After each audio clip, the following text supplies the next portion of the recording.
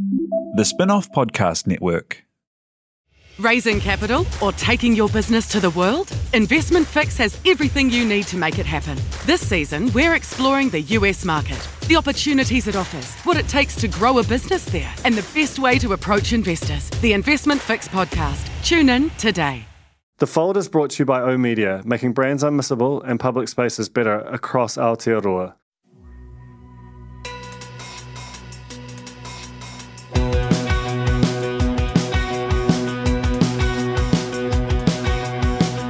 No mai, hoki mai kia The Fold, e mihi nei ko Duncan Greive toku ingoa.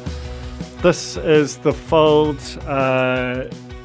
and my guest this week is James Roque. He's a comic and an actor, works in theatre. He's just come off The Masked Singer, which is probably his most high-profile gig to date. And that's partly why I wanted to talk to him, but mainly it's because he just shot Boy Mestizo, which is the show he's been working on for some years. It's a pretty incredible hour of comedy. It's about his Filipino identity, about being an immigrant New Zealander, and speaking for and about a community that doesn't have a huge amount of visibility here. I love the show, but I love even more that he decided to crowdfund and shoot the thing like properly. And I went to one of the shows at Q Theatre where they shot it. It was deeply moving. He cried. I cried. I reckon basically everyone cried, which makes it sound like it's not funny. It is super funny, but it also like makes you think. And that's kind of what we talk about is that show. And sort of, betting on yourself, like saying, I'm 10 years deep into this career. I've never been better. I'm never going to have a better opportunity. So I'm absent someone doing this for me, which almost never happens. So I'm going to have to bend the world to my will and get the special made, because that's the next stage for him is to try and sell a show to Netflix. Coming out and saying that publicly is not an easy thing in any country. It's really not an easy thing in New Zealand. It contains the possibility of it not happening. And, every hater with a Twitter account saying, I told you so, but the dude just went and did it. And honestly, I think it's going to happen just based on the quality of the show, based on how easily you can imagine it traveling, about how of the moment it is. And yeah, being in the room with a huge Filipino audience there as well was just, it was a moving thing. So we talk about that. We talk about the sort of comedian economy in New Zealand and about the sort of contortions he had to do to go on The Masked Singer, and then how he realized almost immediately that they were just totally functionless. We talk about Proudly Asian Theatre, which is a theatre company he founded, as he acknowledges, basically just to get work because he was concerned that there weren't a lot of roles for people who looked like him. So it's the latest in my creator series, and I think it's really good to get outside of journalism and into another aspect of the media. As always, The Fold is proudly supported by Vodafone. The spin-off runs on Vodafone's network technology, and we would not be around without it. So thank you a huge amount to Vodafone for making The Fold happen. Here's James Roque.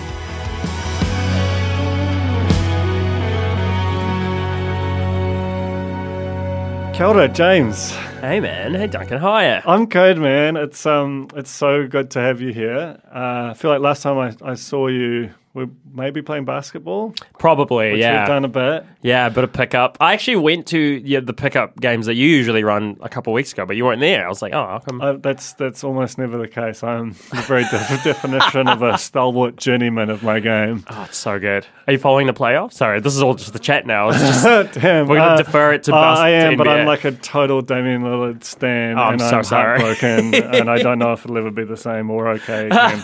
So let's not talk about that. Let's talk about your special. Yeah. Honestly, so I went and saw James a few weeks ago doing the special that he's shooting, and I was so moved by it, and also I found the whole thing so fascinating. It had this real, I'm going to shoot my shot energy about it. Tell me what prompted you to kind of make that big decision, or describe a little bit of the background as well, the kind of crowdfunding element and how that whole event came to be. Yeah, so first of all, the show is called Boy Mestizo, and I've done that show for the last 2 years now. And I don't know, it's a show that, as you know, kind of meant a lot to me very, like personally, and also just, it meant a lot to me as a Filipino person to be able to make a show like that and to be able to speak to those things that, that I've never heard anyone speak to before in such a public way. And so whenever I did the show, and I've done the show in like Melbourne and Sydney and Australia and even Indonesia, but whenever I did the show, I would always get people coming up to me afterwards who felt the same way. And so I was like, okay, well, I've got something special here, and it shouldn't. This has more life to give than doing it, in these little small rooms and comedy festivals and such. And so my big plan was actually pre-pandemic to tour the show. To tour it, to more parts of Asia or the States or something. But obviously, this funny thing happened last year. And so we were kind of forced to be inside. And me and my team were forced to think of other ways to take this message and take it overseas and get a bigger audience for it. And so I was like, what's the best way to do that? And where I ended up was going, well, why don't I just film it as a stand-up special? And I mean, look, I've been doing comedy for 10 years, and so I feel very comfortable in my craft and knowing that I know what I'm doing while I'm still, in the meantime, still learning how to do it, being a creative works. And so I was aware of like, well, if I film it, what then happens with it? Like, what do you do with it once you've filmed it? Like, where does it go? And so I just went, well, what's something that's been my long-term goal for such a long time? And it was to get like a special on like a Netflix or HBO Max or an Amazon Prime. And I just went, you know what? The world is on fire right now. And I think we could use a little bit of, like, I don't know, just like back yourself energy, Like there isn't enough of that here. And so I was like, well, why don't I just like lead by example and just, I'm part of a comedy industry that punches well above its weight. And we've seen proof of that, right? We've seen proof of like people going overseas and absolutely just storming it, like Rose, Ursula, right? Like they've done it. And so I'm like, well, why can't more people do that here? And so I just went, screw it, let's go for it. And now I'm fingers crossed gonna hopefully sell it to Netflix. That's on my vision board. So I mean that's I admire that so much because I do think that New Zealand has this weird thing where we produce so many truly world-class creatives, and you can just see it across multiple different disciplines, and yet we remain a country where our absolute pinnacle of our insults is try hard. Yeah. And there's just something kind of fucked up about that it would even be a thing that you'd have to kind of battle through this, like, I'm going to bet on myself. I'm at I'm 10 years in, I'm at the height of my powers, and I want to see where I can take this.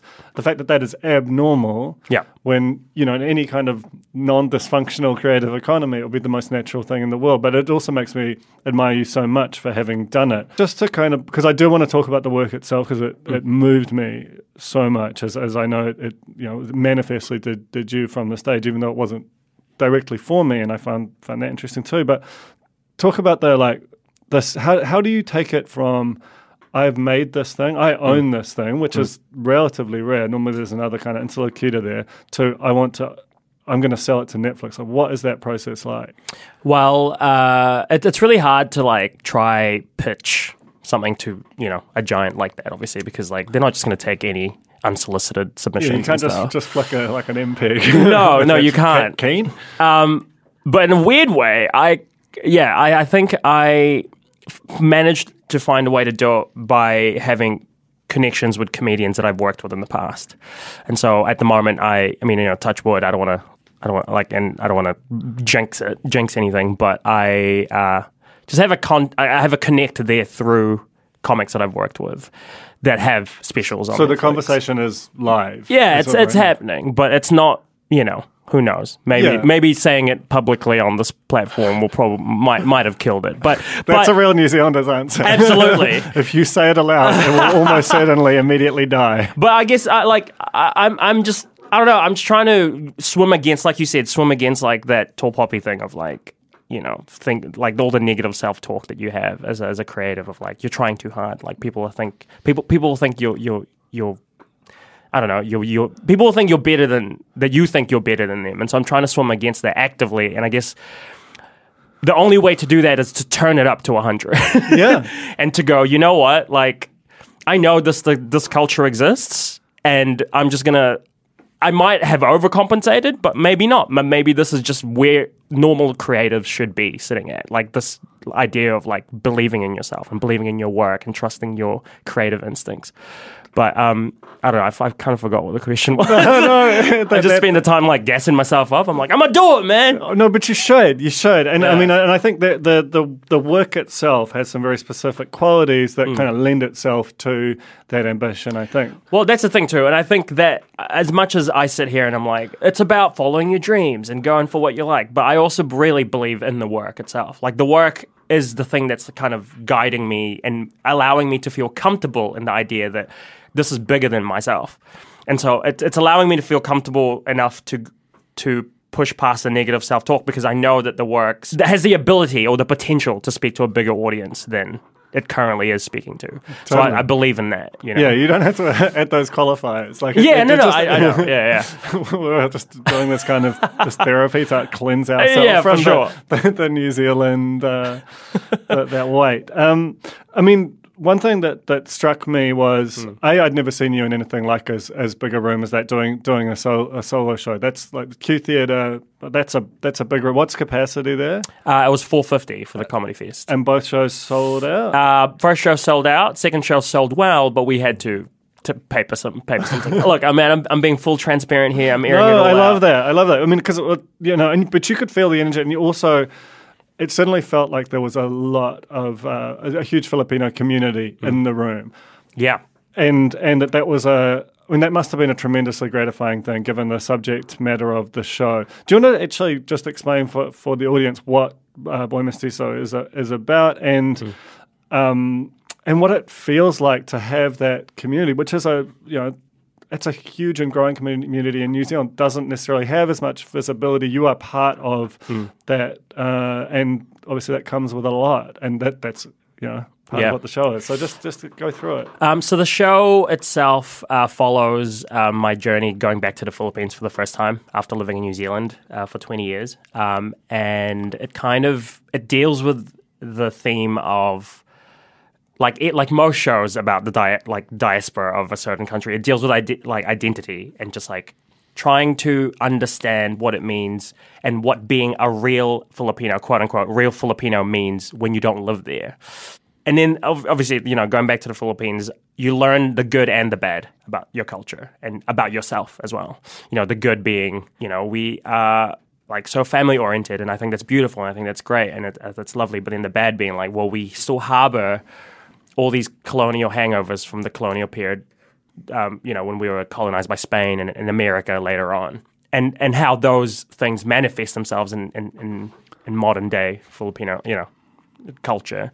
And so the show is kind of wrestling with the good and the bad of the Filipino culture and wrestling with the generational trauma that we are still dealing with.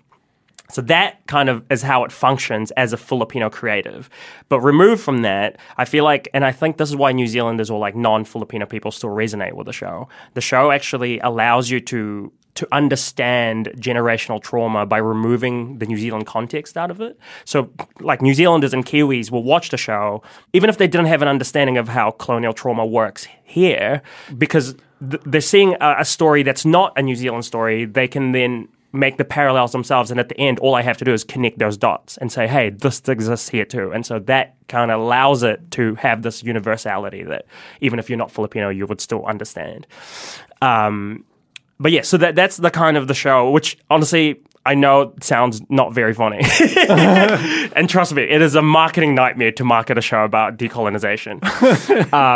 But so that's kind of what that is at the heart of the show. And so you said, there were a lot of Filipino people in the audience there, and that's something that I've worked really hard for, and especially the last 3 or 4 years, to build as an audience here in New Zealand. Because, like you said, we're kind of underrepresented. Like, everyone knows a Filipino friend. Everyone knows a Filipino person who's like, whether it's at your work, or like you have a family member who's married into a Filipino family, you know someone who has like made you eat too much food at a family gathering. But for some reason, we're just not on telly. We're not on stage. There's not enough of that. I can think of maybe 3 or 4 of us in the vast majority of the landscape of New Zealand media. Like, we don't have a Filipino nurse on Shortland Street, and that is wild to me, because I don't know if you've ever been to every Filipino hospital in New Zealand, but I feel like I am at a family birthday party whenever I go to one. But so it's a huge deal for me to be able to build this audience, because I think in the Filipino culture, the arts is seen as like a very Western or a white thing to do, because there hasn't been anything made for us in the New Zealand media landscape. It's a new idea that there could be a Filipino person in the thing that you're watching, or in the live performance you're going to see. And so selling the show, and even I directed a show last year called Panay, which is like the first Filipino theatre piece. It was produced by Pat, our theatre company, like produced at a large scale like that. And we had a similar experience of like hearing all these Filipino voices go, oh, I didn't know this was here for me. People literally said, I didn't know the basement was here. I didn't know that existed. It's just because when communities don't see themselves in these things, they don't feel like it's for them, right? And so I guess my goal as a creative, and this is why it's really satisfying to have Filipinos in my audience, is to change that and to go, no, this art should be for everyone. It should speak to you as in your humanity and you as a person. And so, it feels really good to answer your story. It feels incredible that, growing up in New Zealand, being a migrant here, I never saw myself. I never felt like this was for me. And now I can start to change that culture for younger people in the future. And then maybe they can, they won't have to feel like, well, Jeff the Wiggle's close enough. He's probably Cambodian. Like, do you know what I mean? So I think... I think actually, I don't know what you mean, because I grew up seeing just heaps of dudes looked exactly like me. Like, 6 o'clock news. Like, and that's this kind of extra layer that, different identities have to carry, along with just being a comedian and trying to get by and so on. But I look at your career, Proudly Asian Theatre, which you just mentioned, and in Frickin' Dangerous Bro, it seems to be like there is a kind of a desire to build communities and to create a place where underrepresented identities feel like they're safe and they belong and so on. And if you look at how long Pat has been around, that's been something you're doing before there was, when you were just baby steps into your career. Do you want to talk about Proudly Asian Theatre, about what you were seeking to accomplish and how that sort of theatrical side meshes with the comic side of your... Yeah, so Proudly Asian Theatre is a theatre company founded by myself and Chai Ling, and we both went to drama school together. So we trained at Unitech, despite my mum telling me not to. I went to drama school with Chai Ling, and I remember in our 3rd year, we both literally just sat down and had a chat and went, okay, well, what's out there after this for us? And we went, well, how many roles can you go for? Like, are we going to get auditions? Are we going to get work after training and spending 30 grand and being in debt? Is this going to work out? And we just concluded that, in the grand scheme of things, there might be 1 or 2 things for us. And so we went, okay, well, what do we have to do then to make sure that there is work for us? And so we started this company, full transparency, the intention of just getting us work, just us two. So it was like a very selfish reason. It was just, we wanted to work. But that's, no, just wanting to work is okay. No, absolutely. It's selfish in a way that it's like, not that it's like a negative thing, but it's just like, we were thinking of ourselves. Yeah. But eventually, after maybe 2 or 3 plays and putting things on, we went, and after conversations we'd had with audience members or people who supported the shows that we did, we went, oh, this could actually be bigger than both of us. Because what started happening was we both actually started, because we raised our profile by doing these shows, we started getting work. So people saw us, we were visible. And so we were doing okay for ourselves. And when that happened, we went, okay, now this is no longer about us getting work for ourselves. What can this now be? And we went, well, what have we always wanted to see in the landscape of New Zealand theatre? And we went, a place where, Asian diaspora can come together and celebrate how beautiful their cultures are and how beautiful New Zealand culture is, and all of that mixing together, and a place for artists of Asian descent to be able to feel empowered and make work. And so we went, okay, and so there was a big mental shift in terms of what the kaupapa of the company became, from empowering like Asian quote-unquote stories to empowering the artists themselves and empowering and creating a platform for people to feel safe to do that. And so that's when it became kind of a bigger thing, and the direction of the company changed. And now the main focus of the company is, like you said, creating this sense of community amongst the Asian New Zealand theatre sector.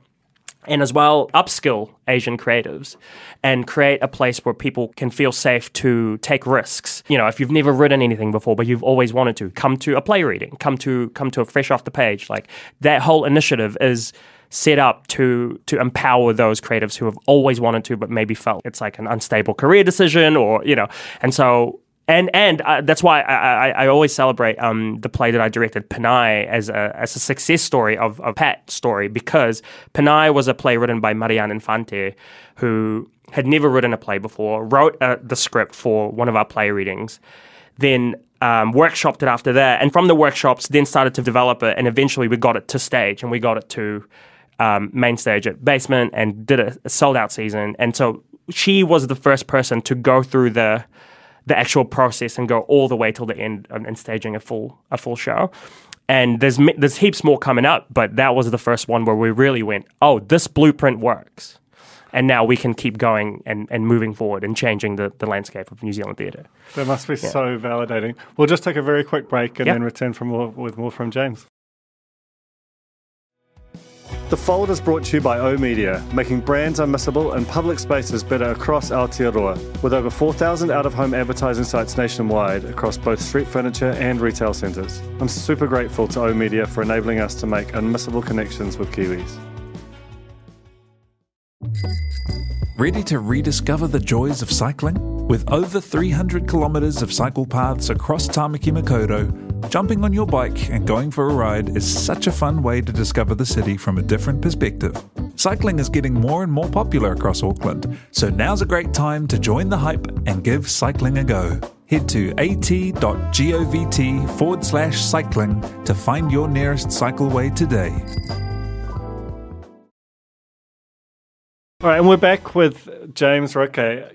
Can you talk a bit about how this whole thing fits together as a, not to put too fine a point on it, but like when we talk about these creative pursuits, we tend to really emphasize the work and not the, how you make a living and grow and make ultimately a career in this space. And I often sort of look at comedy in particular, but also those adjacent things. And there's a few people right at the top who seem to, have very good work, get a lot of opportunities, and then there's this sort of hinterland where you kind of have to cobble together a career, and it's like it should be hard. It's if you can make it work, it's a great profession, but there's always more talent than slot. So do you feel like the sort of economy, the creative economy side, in terms of how it works for comics and so on, is in good shape? Like, it's trending in the right direction, or is it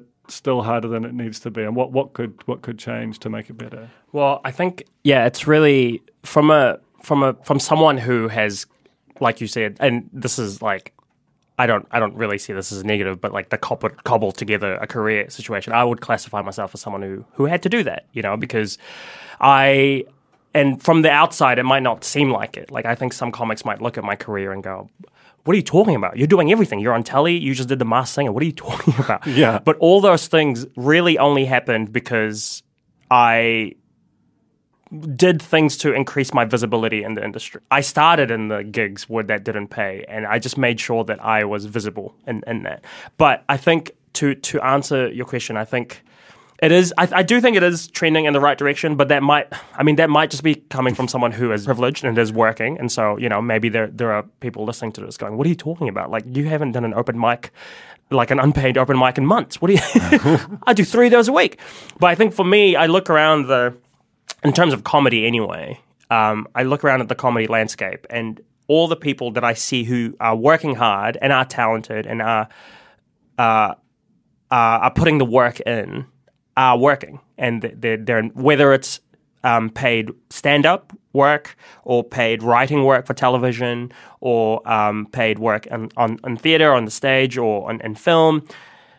I think there are avenues that people can explore. But I think in New Zealand, it's real. Like, comedy is so. I think people have a misunderstanding of how to make a career in comedy in New Zealand, because I think people think that, or comedians will start in the industry and think that the only way that you can make money is like do stand-up or 7 days. Those are the two ways to make money. But I think you get maybe around 4 or 5 years into your career and then you understand that you have to upskill yourself in other areas of your creative pursuits.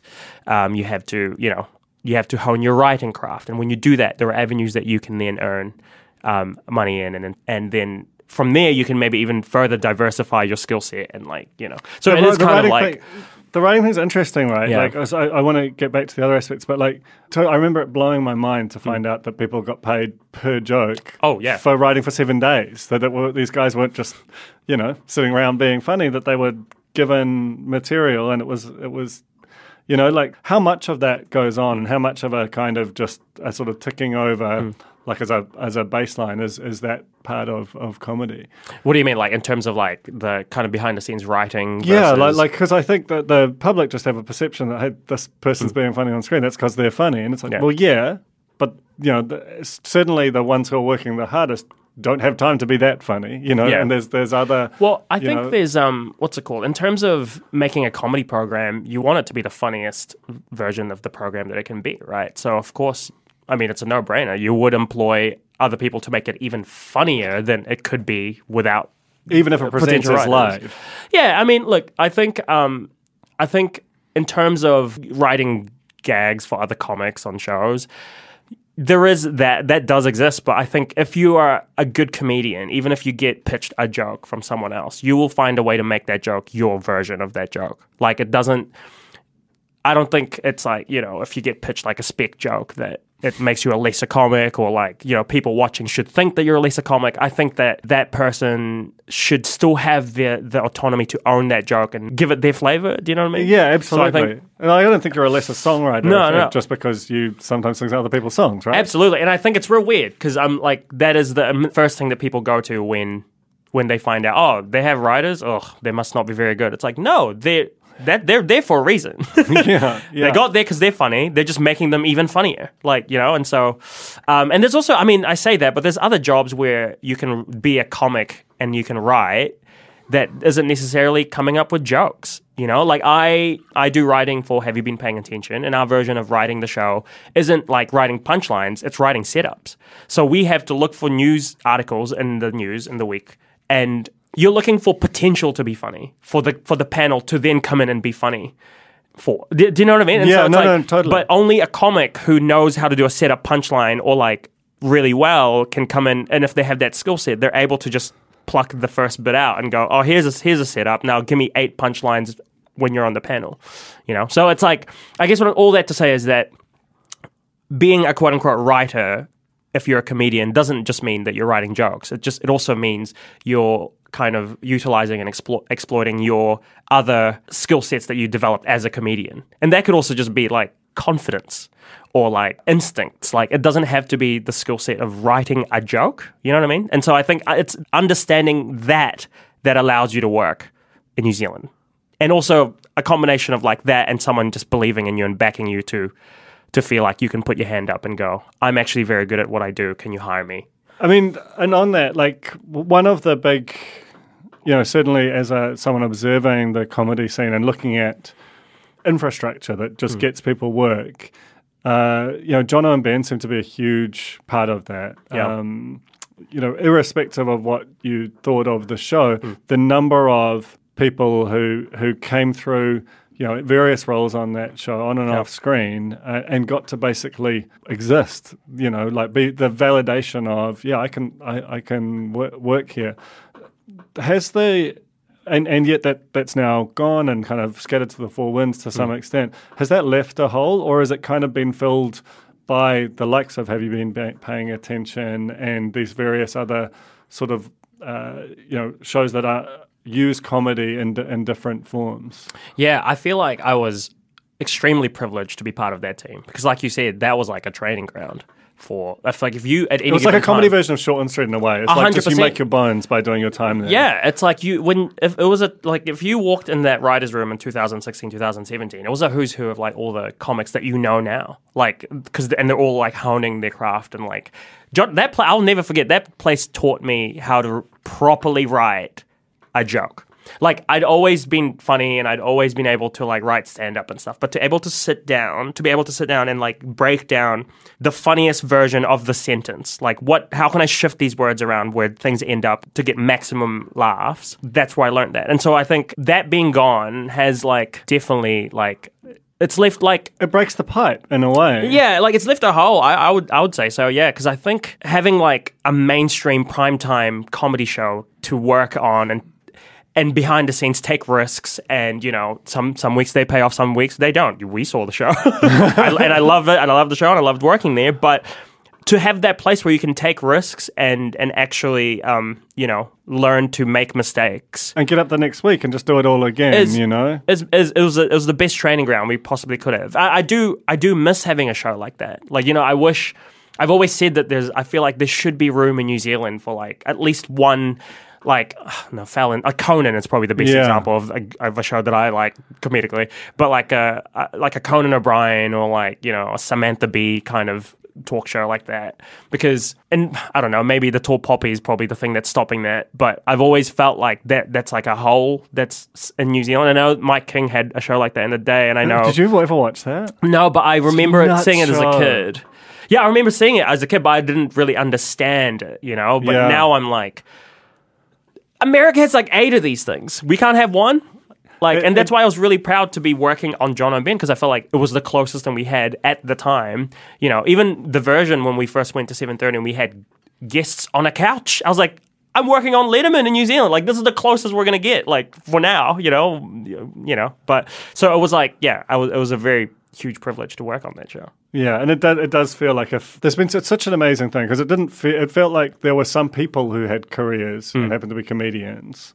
This is up to like 2010. Over the last decade, it was a plausible thing that like dozens of people had, and that show as a kind of a finishing school, it's missed. And if they could, we need something to replace it. Absolutely.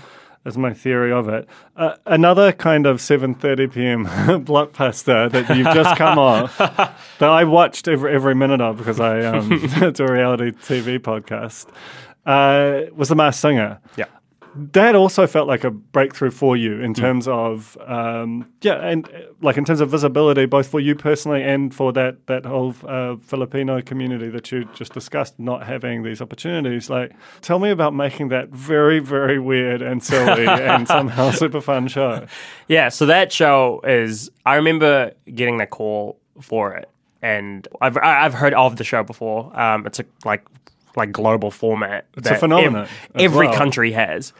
We're one of the last ones to get it. And I only learned that once I signed on to do the show. I was like, oh, Algeria has this. Like, Azerbaijan has this.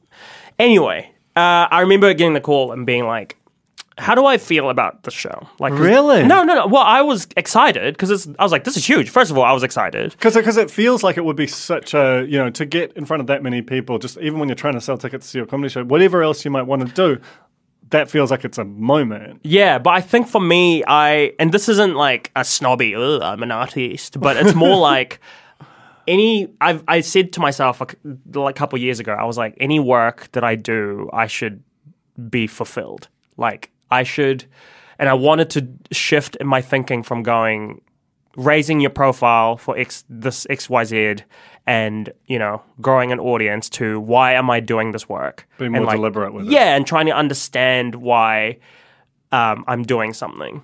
Do you know what I mean? And and just, I don't know, because I was just like looking for ways to be happier as a creative. And so I got that call and I was excited. I was like, that's huge. This is amazing. This is an amazing opportunity. And then I was like, how do I feel about the show? And I was like, I love reality TV. I'm a big reality TV fan. But for me, it's like, and it knows what it is. It's like popcorn television. But for me, so I was like, do I want to do a reality TV show? Is my question that I asked myself. And my first instinct was like, oh, not really. But then I thought about it more, and I was like, you're being silly. No.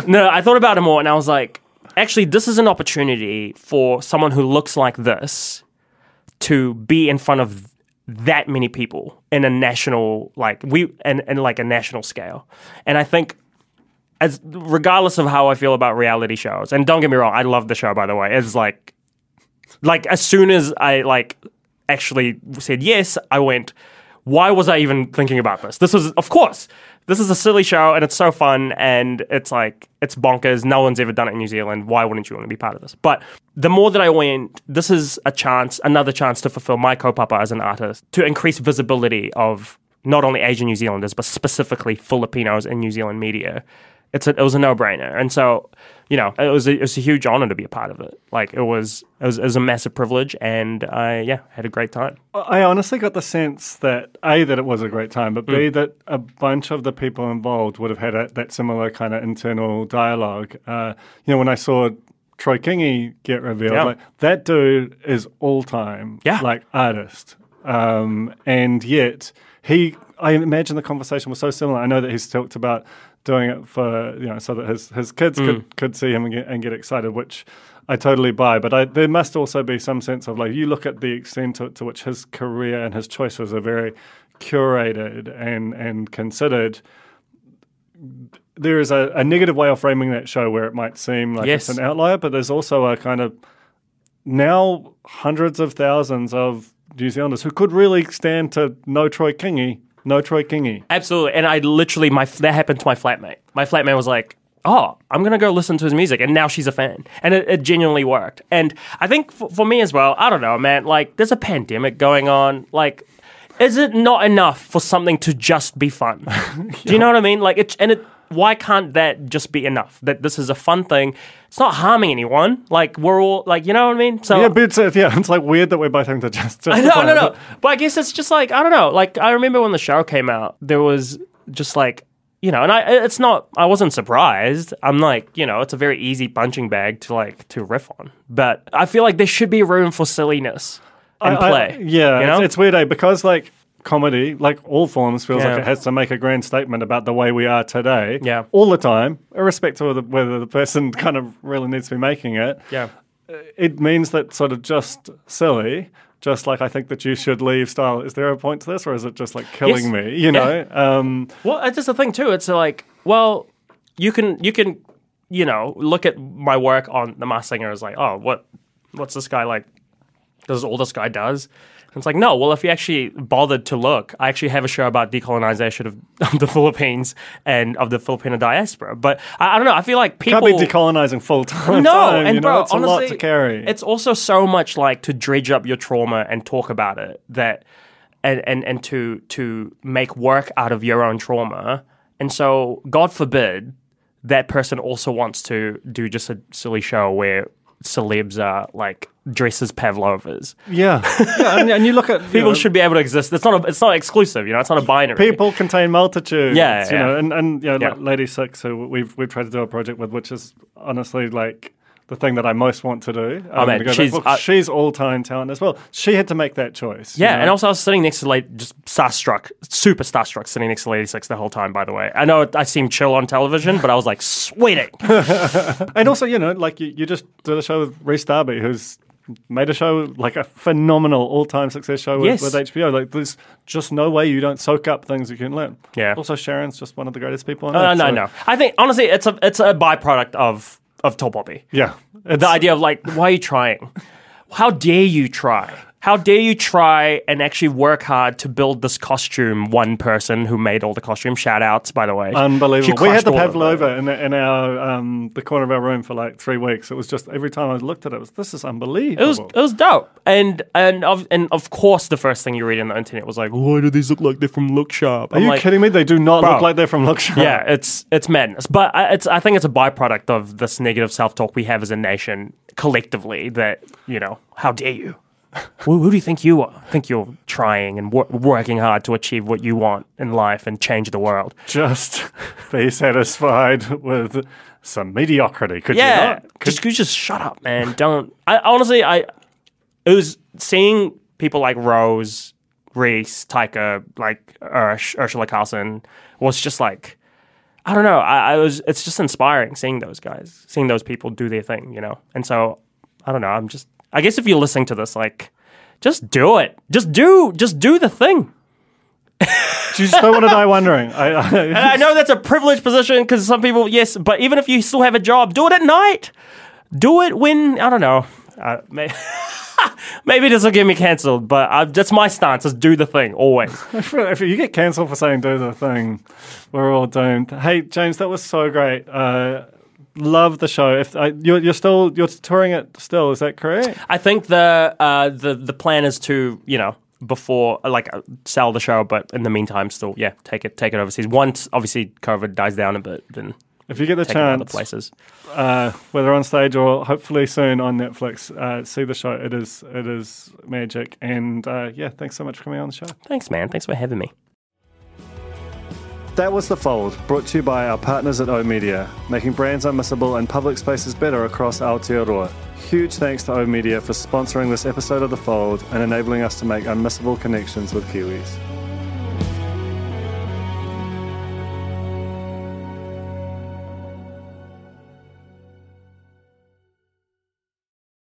K-pop to me means more than just listening to music.